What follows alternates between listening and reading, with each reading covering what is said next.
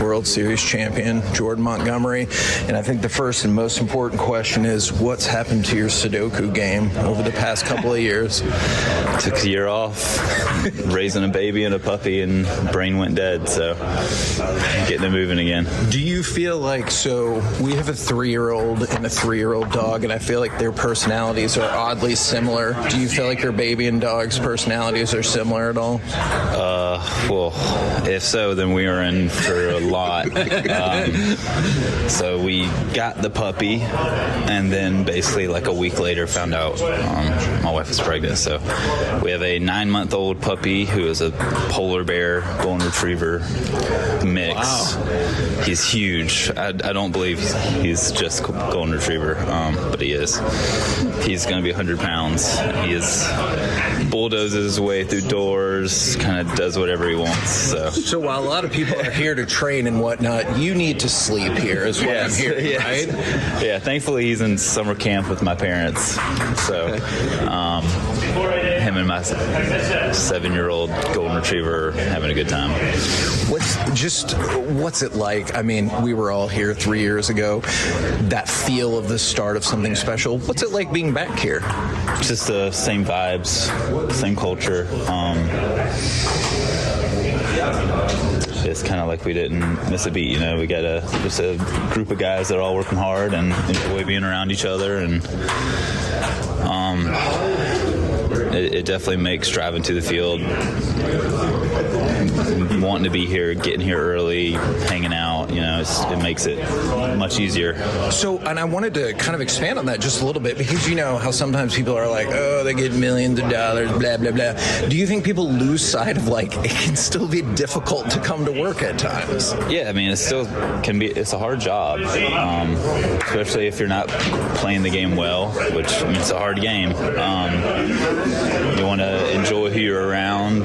You want to be doing stuff away from the field, because some of these guys don't have family or are away from their family. It's like my wife is resident in med school, so wow, that's right. She's here on the weekends, so you guys have the busiest of everything. Yes, yeah, we chose poorly but wisely, I guess. It'll all work. It'll all be fun. Now, one of the things our audience revisits constantly is that diving catch in Tampa Bay. How often does that flicker through your mind?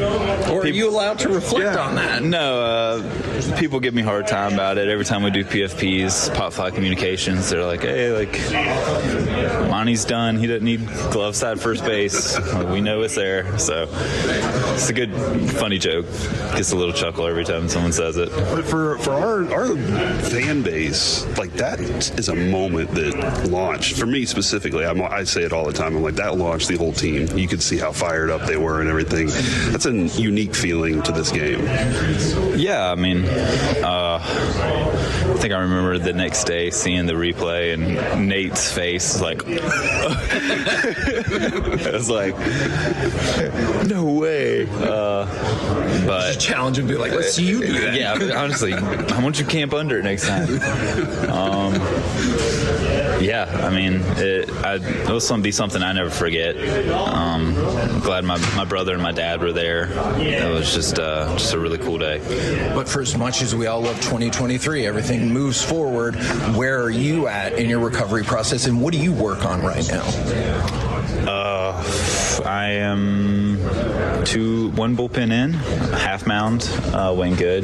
So really just trying to stay strong, focus on some throwing mechanics I can flat ground, and carry them over to the mound. And what's the difference I know it's old hat for you, but for our listeners, what's the difference between the progression from flat ground to eventually getting back on the mound? Why is that, like, so difficult and so important? I mean, we throw on flat ground more than we throw on the slope, but there's certain things you can do on the slope that you can't do on flat ground. recreate the slope on flat ground. So if you are trying to feel what you're feeling on the slope, you're just going to create bad habits and be even more turned around when you get on the mound. So you kind of got to take it for a grain of salt and notice two different feelings you're looking for between flat ground and the mound. They kind of mesh into one once you get there. Do you have an internal thought of maybe post All-Star break, or is it too early to kind of hammer out a timeline? I've heard pre-All-Star and just right after All-Star. So I'm just really trying to take it day by day and bullpen by bullpen. Mike Maddox had a very, in my mind, it was simple, but it was also very effective. Keep it low, away, and every once in a while throw up and in and scare him off the plate a little bit. You know the philosophy that you have now with Teagues here? Yeah, I mean, pitching is pitching.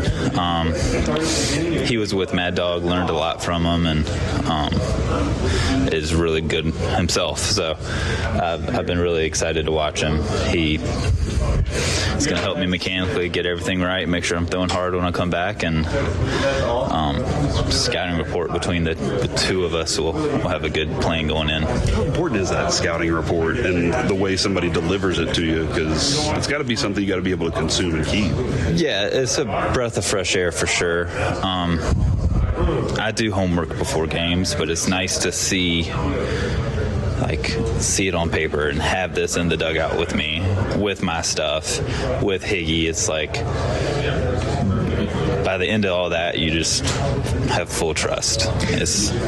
I know we were joking about the Sudoku to start, but do things like that help keep your mind sharp at a time when you have to have, I'm sure, so many numbers and thoughts churning through your head when you're on the mound? I've been thinking pitch calling. I would watch games and follow along with Evo's games, and all my buddies are in the league, so I can call a pitch. I'm pretty good at reading. Pretty good at reading. So I've been doing this since high school. So. All right.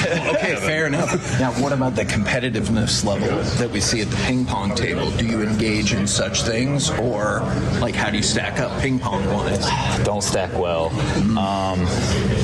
And I don't know if they cleared me for I didn't make the tournament, so I'm like, I've been playing. I'm like, did you think I'm not capable of playing ping pong? So you can see how they might feel like ping pong injury has slowed down the recovery. Yeah, that's the last thing we need. Yeah. There you go, Jordan Montgomery right here on 105.3 The Fan.